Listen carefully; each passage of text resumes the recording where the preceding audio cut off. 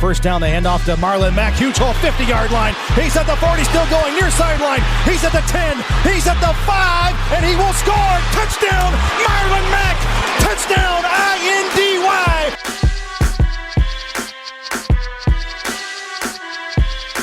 And again, it's picked off. It's Darius Leonard. Leonard with his second INT, and he's streaking down the near sideline. He's at the 40. He's at the 30. He's at the 20. He's gonna go. A pick six for the Maniac. Horseshoe is back, baby. The horseshoe is back. What is going on, Colts Nation? Welcome back to another episode of the Bring the Juice Colts podcast. Well, the Indianapolis Colts, they sit at 3-1 right now after a victory against the Chicago Bears in Soldier Field. The Colts continue to travel, this time to the other side, to face the Cleveland Browns in the dog pound. And so I thought that I would bring on another YouTuber who covers the Browns, Cole Medvec. He's one of the hosts of Browns Grinders. Cole, thanks for coming on, man. How are you doing? Oh, doing awesome. Thank you for having me here. Really appreciate it. Absolutely, man. And it's kind of crazy because, both of our teams right now kind of had rough week ones. And then the last three games, they've really picked it up. And now both of our teams here, we sit at 3-1 in our divisions. And so overall, I kind of want to just break down, each and every way. We can look at how the Colts can attack this Browns team in these different aspects. But before we do that, I'm curious your overall thoughts a quarter way through the season of how the Browns have performed in your opinion. I'm very, very surprised by how good they're actually playing. Because what's funny about it is Baker Mayfield is playing well, but he's not playing as well as what people think he is. And somehow, even though Baker is not at that Patrick Mahomes, Lamar Jackson level, our offense is still performing at that level, which is like the funny thing with our running game being so incredibly efficient. I think the defense has been underwhelming, but I think it's also something that most Browns fans were also expecting. We've had, I think, 5 or 6 starters on defense not playing, just through injuries, and it's really shown. But they're competent enough to where they can get it done. I think that their defense is good enough to where we can make a playoff push, maybe not a full-on run. But so regarding that, I'm super stoked about the team. Yeah, overall, I mean, you talked about it, man. Like, you guys have had a really efficient offense, and the defense has struggled a little bit. It's kind of funny because I feel like in certain ways the Colts have kind of been the opposite, right? The defense has picked up a lot of the slack. The offense has struggled in spurts. And so I thought we could start here first with talking about this Colts offense a little bit, how we could attack, this Browns defense you mentioned. They've struggled a little bit, overall, especially in the passing attack. The Browns right now sit at 30th in yards per game in the passing attempts. They allow about 310 yards, a little over that, per game. And we know the Colts right now are struggling. They sit at 20th right now in passing yards per game with a little over 250 yards per game. Week one, they really had a lot. They had over 350 yards. The last couple weeks, their numbers have been dialed back a lot more. So how do you think the Colts can attack? The Colts have a few injuries, Paris Campbell, Michael Pittman, but they did get Trey Burton, their tight end, back. How do you think the Colts can attack this Browns secondary and also protect against Myles Garrett in order to expose this Browns defense in terms of the passing attack? Well, I think that's going to come down to two different things. I think it's going to be how quickly Phillip Rivers can get rid of the ball, which is one of the things he's always been very good at. You even see that with like Nyheim Hines having so many receptions on the Colts. Just getting the ball away to the running back. I think getting those screens set up. I think that the biggest thing that is going to be very apparent during the game is I think your guys' tight ends are going to be dominant against us. I mean, that's our biggest weakness. That is, besides Nyheim Hines, really, that is Phillip Rivers' only current significant weapon. And I think you're going to see Mo Alley Cox be incredible. I don't know if Jack Doyle's playing. I haven't checked that, but if he is, I mean, he's going to be a very significant part of that too. Tight ends are the biggest Browns hurdle the past 2 or 3 years. So it's going to be one of those. Those guys are playing very well, especially Mo Alley Cox. I expect a massive game from him. And on top of that too, I think that the receiving core is going to have to really step up for the Colts if they want to win. Denzel is going to be able to shut down whoever is going to be your number one guy going out there. That's where I'm not too concerned as a Browns fan about T.Y. Hilton. But besides that, we really don't have a whole lot of corner. I mean, we have Terrence Mitchell, who's competent, but he's not anything special. He's the kind of guy that probably wouldn't start on most teams. So I would say that's the biggest thing. The run game I was concerned about because your guys' offensive line is so incredible. And Jonathan Taylor is obviously a really, really good talent. But then he's only averaging 3.8 yards per attempt, which is not anything to worry about if you're underneath that 4 threshold. So I think it's going to be mostly that. I think the biggest sneaky advantage the Colts have over the Browns, I think this is the thing that people are not looking at, and I think what's going to become the difference of the game for the most part. But your guys' special teams is significantly better. I mean, yes, you guys have a middling offense. You have an incredible defense. But your special teams is also really, really, really good right now. So that is why. Because I think it's going to be a lower scoring game. And the more field goals you guys get, the better position when it comes to punting. Anything special teams related, I mean, it's going to be the difference. It's going to be a very low scoring game. So, I mean, that's really what I think is going to happen. And I do a lot of, I talk a lot about the Browns, but I also do a lot of analytical work in the background. And my data has shown that Baker and Phillip are playing at almost identical levels. And so I think the quarterback not being significantly different, but then one team having this incredible defense versus a team that has no defense, I think that's, for me, I think the Colts are going to come out to win. I think it'll be a low-scoring game. Browns probably lose by a field goal, maybe 2. Yeah, I mean, I know I think it will be a very close game as well. But I mean, you guys look at it. Like last week, you guys put up 49 points against the Dallas Cowboys. So this offense for the Browns is no joke. I mean, you guys have some high-powered weapons. We know, obviously, with your 2 running backs. Obviously, Nick Chubb's not going to be in this game, but your wide receivers are just off the charts. With Jarvis Landry, OBJ, both these guys are just phenomenal players in their own right. So it's certainly going to be interesting from that aspect. We kind of already touched on the running attack and the Colts with Jonathan Taylor, Jordan Wilkins, Nyheim Hines, all those guys. And I was surprised at how good the Browns are against the run. The Bears were also really, they actually did a pretty good job on the Colts last week against the run as well. So I really think, the Colts right now sit at 15th in terms of rushing yards per game, which is really weird considering the fact that they were top 10 last year. I know they ran it a lot, but yeah, it was just weird the fact that the Colts have kind of struggled a little bit. Their offensive line especially has struggled to open up holes and really allow the Colts to run the football like they did in the dominant fashion they did last year. So I definitely agree. I think it's going to be a hard game, another hard game for the Colts to be able to run the football. I mean, overall, they ran for 2.7 yards per carry against the Bears last week, and the Bears had one of the, second, I believe it was like 17th coming into that game. So I think it's going to be significantly more of a challenge for the Colts to move the ball in terms of rushing. And I agree with you in terms of using the tight ends. The Colts have 3 really good tight ends, and you mentioned Mo Alley Cox, Jack Doyle, who came back a couple weeks ago, who had a couple catches, and then Trey Burton, who returned this last week. So I think the Colts certainly need to use more of their tight ends. That was something that was really kind of a question mark why they didn't last week, because similar to the Browns, the Bears struggled against tight ends with their linebackers. So overall, it was just kind of a weird thing. But I certainly think that's got to be in the game plan for the Colts. Let me just say this. I picked up Mo Alley Cox in fantasy football. I'm going to start him. So that kind of shows my confidence in that pick. Yeah, it was weird, though, because when both those tight ends came back, Mo Alley Cox's snaps were less than them. And I was just like, why are you limiting this guy? He's just going out there and he's shown that he can go out there and make plays. He's dominant, yeah. Even PFF said he was playing at I think an grade level. So I'm like, yeah, okay. Yeah. So I certainly hope that they feature him a little bit more this week, especially.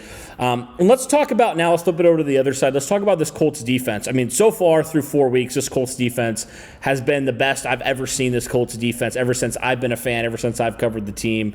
I mean, right now, you look at it, overall the number one defense, especially against the pass, which is interesting because the Colts right now rank as number one against the pass, and the Browns come in at 32 passing the football. Do you see that trend continuing this week and the Colts kind of shutting down Baker Mayfield? I know he's got a lot of weapons on the outside, but do you potentially see that happening? And if so, how can the Colts go about doing that against really two high-profile wide receivers? I think the biggest thing that's going to be a major factor, I think Justin Houston versus Jed Wills is going to be huge. So we have our rookie left tackle against Justin Houston. So it's like, that's one thing that scares me, because any kind of, I guess, uphill battle that Baker's going to have to go and overtake, and if one of those is the pressure on the left-hand side, it's going to be one of those where Baker is going to probably throw a pick or two. I mean, I think that's just a realistic thing. Baker does not do very good against these incredible defenses because he's the kind of quarterback, the stats make him look to be worse than what he actually is, but he's very good, very talented, but as soon as he's put into a position against a incredible defense, he tries to overdo it. So it's not can he do it? He can do it, but it's when he's going to make those decisions where you're like, dude, like, too aggressive, trying to win the game for everybody, and it's just not going to work out. So I think that the other part of your defense, too, that I am so interested in seeing how it plays out is Xavier Rhodes, because here you have this guy who was not good for 2 years, and then he comes in. Right now he's playing at a all-pro level. So it's one of those, can he keep that up? Can he, just a guy off the street, can he keep that up? Because he's going to be covering, I'm assuming, Odell, and that seems like a matchup. Even with Odell playing so much better than last year, I just don't know if he can even compete with Xavier. So I think a lot of our game is just going to be purely based off the run. I mean, however the run game does will determine how well we do. Because even in terms of linebacker, I mean, you guys have incredible linebackers. Darius Leonard, Bobby Okereke, and those guys kind of being in play with taking out our tight ends who are really good. It doesn't matter. You guys are safeties. Very good. So, I don't know. I think that there's not a whole lot the Browns can really do to be impactful besides run the ball. But you can't just do that. So it's one of those, we're in a very bad situation, and we only put up 6 points against the Ravens, and you guys have a better defense. So I look at that, I'm like, oh, that's not a fun thing to look at. And that's where I'm saying I think a lot of it's going to be who can get more field goals, pretty much. It's the only thing I'll say that I think gives the Browns a shot. And here's the thing, in terms of the Browns circles, all the Browns fans think we're going to dominate this game. I'm the only one sitting here going like, nope, it's not going to happen. There's actually an interesting stat that I do, or I look at. A lot of people do this. It's how many points does your team score compared to how many points you give up, essentially. And after 4 games, the Browns actually get scored on more than they put up points. The Colts are putting up 1.8 points per every point they give up. So you guys are almost double in terms of how many points you guys are giving versus receiving. And you guys did have an easier schedule, but even if you adjust that, it's 1.5 versus our not even 1. So you just got to look at something like that. I mean, the efficiency is night and day. And the home field advantage is not going to be mattering that much. People are going to bring up, though, that the Colts beat the Jags, which to me, I'm like, well, the Jags are underrated. So, of course, that is not that shocking. So, yeah, I mean, that's pretty much it, though. I mean, that's kind of what I'm thinking about this game. Yeah. Well, I'm curious because you mentioned the running game, right? You mentioned this Browns running game, which right now is by far and away the best running attack in the league. You guys average over 200 yards per game, which is absolutely incredible. But you guys are going to be missing Nick Chubb for multiple weeks, and I think that is significant. As good as Kareem Hunt is, I mean, that is notable for sure. And the Colts come in, and they're no slouches against the run either. Right now, they're set at 4th against the run, allowing about 77 yards per game against the run. So how do you think the Colts can go about potentially slowing down Kareem Hunt, kind of cooling off a little bit of this Browns offense in terms of running the football that's been absolutely out of this world so far? How do you think the Colts can attack this Browns offensive line, these running backs? What can the Colts do, and what do they need to do in order to really keep Kareem Hunt in check? Well, a lot of it's going to be the offensive line, defensive line matchup. And because the thing is, Kareem Hunt, is obviously incredible. But it doesn't matter how incredible you are. Ezekiel Elliott last week against us didn't perform very well. And it's one of those, I think it's all going to come up to that matchup and how well your defensive line plays. And that's where I was bringing it up earlier. How well is Jedrick Wills going to play against Justin Houston? It's the matchups like that that'll determine the efficiency of the run game. And it's one of those, we have the talent, we have the offensive line, and we can do it. But when you have Justin Houston, DeForest Buckner, these really, really, really competent defensive linemen, you can't help but be nervous as a Browns fan.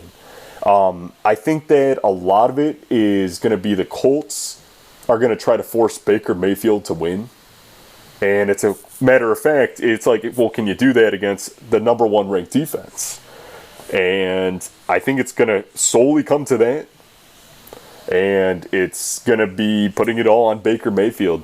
Stopping the run as much as you can, putting up, having a full box, the simple stuff like that. So, given the matchup, though, when you have a team that can stop the run and very well and very effectively, it almost doesn't matter what team you play. It just kind of happens. It's kind of like the Titans and the Ravens in the playoffs last year, where, man, how did Lamar Jackson get demolished by the Titans? Well, it's because the Titans have a good run defense, and if you have that, then you force the pass. So it's going to come down to that, just kind of the Colts doing what they're doing and forcing Baker to win the game, which he's pretty 50-50 on. So I think that's pretty much it. All right, Cole. Well, before I let you go here, man, I always do this for every single person who comes on and previews the game with me. We got to give some score predictions for this game. So I want to hear your score prediction for Colts at Browns here in week number 5. Oh, it's a tough one. I would say Colts 21, Browns 13. I don't know how many people you have come onto your podcast and say their own team's not going to win, but... Oh, we've had it before. We definitely had it with, what was it? I think the Vikings person came on and said the same thing, so it's all good. It happened before that. When we had the Jaguars guy on week 1, he predicted the Jaguars to win, so I'm like, just don't predict your team to win, and then hopefully the Colts will handle it. Yeah. I actually think it's going to be a little bit of a higher scoring game, just a little bit. I'm going to say 24-20. The Colts are going to be victorious in this game. It's so hard, though. Honestly, I could flip that just because going into the dog pound, man, is so hard to win for any team. It's tough, especially against, potentially Costanzo. The left tackle is going to be out. He's dealing with a rib injury that kind of took him out. He suffered that at the end of the last game. And then potentially some of the, linebackers that are injured. You mentioned Leonard and Okereke. They're both dealing with injuries. So if one or both of those guys can't go, I'm a little bit scared at what you guys could potentially do to expose our linebackers. That's a pretty big that's a pretty big loss. Especially the Costanzo one. Honestly, we don't have anybody that I really trust behind Costanzo. So I didn't know he was out. That's really significant. Yeah, well, they haven't officially ruled him out, but I know he came out of the last drive last week, and he's dealing with a rib injury. So I'm like, just let him rest if you need to. Just let him take all the time he does. He's a veteran, so as long as he's playing, I don't care if he practices at all this week. Please, dear Lord, do not let Costanzo be injured, because we're going to have a big problem on that left side if he indeed can't go on Sunday. So I'm really hoping for the best there. Hopefully. I mean, for you guys, I'm sitting here going like, no, this is awesome. Well, awesome. Thanks, Cole, so much, man, for coming on, talking a little Colts Browns. And like I tell all our people, good luck on Sunday, man, but not too much luck. Yeah, right. Same back to you, man. I appreciate it. Thank you for having me on.